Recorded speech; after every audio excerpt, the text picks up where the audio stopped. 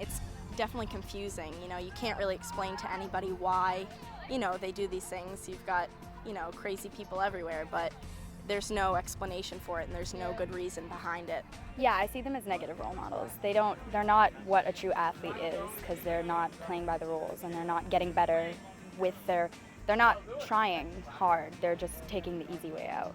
It's confusing for the kids if they knew, we all knew, that people that were caught doing something, that they would go and have to deal with the law as it's written. But the law is applied differently to different people depending on a number of circumstances and reasons. So I think it is confusing.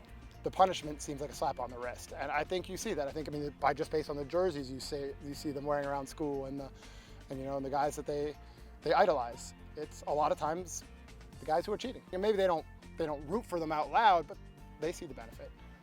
It's kind of saddening to see that these people who you look up to, who you watch every weekend, and you want to see them succeed so bad, and you kind of feel like you're a part of their story, a part of their situation. It's really sad to see when they're fake.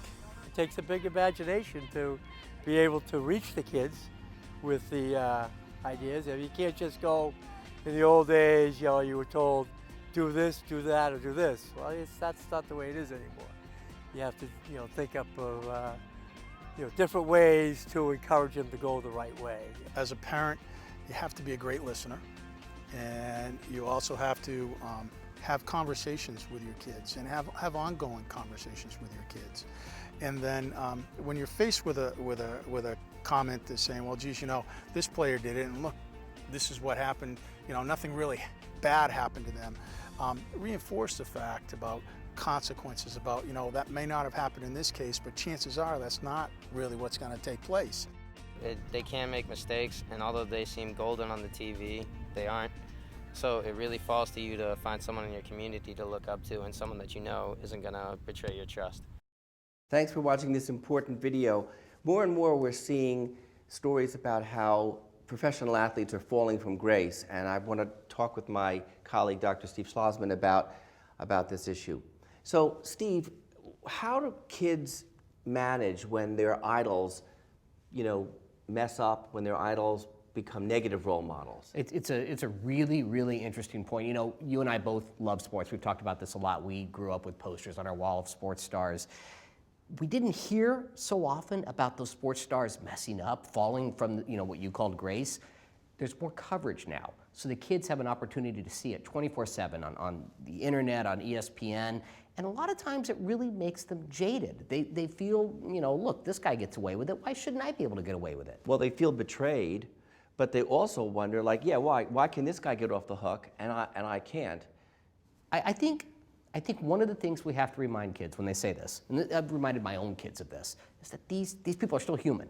So when these athletes who are incredible at their art, at their game, they're incredible, but when they mess up, when they fall from grace, they're still human. So they're allowed to make mistakes. We have to give them room to do that. And we also have to remind them that there are some really good role models out there too, some athletes who were amazing and are amazing. Right, so you had some on your wall when you were growing up.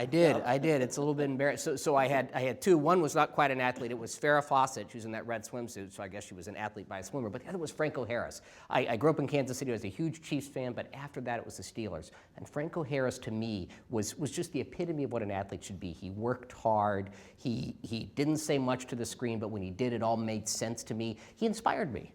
And there's some professional athletes today who are wonderful role models, who've given to charities, who work with kids in schools, who work with underprivileged children. So they do have some alternatives now, right? No, absolutely. I think one of the things that gets them there is the kind of coaching they have. And as we saw in this video, the coach mentioned that the authoritarian methods might not work in the same way. You can't just tell a kid to do something, they'll do it. I'm not sure that's entirely true. I think what he's saying is that you have to be able to inspire the kids, but you still got to be tough. You got to be tough. Well, some of our best teachers and coaches are the most demanding and at the same time the most loving, so that they have faith in you, but they're not going to lower their standards, and they're going to hold the line, and they're going to drive you to do better. Right. Time and time again when we read about the athletes that we admire, they'll mention those coaches and they will describe them in exactly those terms. And I got to tell you, when I go back to visit the high school I went to, now 150 years ago, whenever it was, I'll go visit my coaches. The ones who are still alive, I go visit them and I shake their hands and I'm grateful. Well, now, besides the coaches, some of the kids said we've got to turn to others to look up to.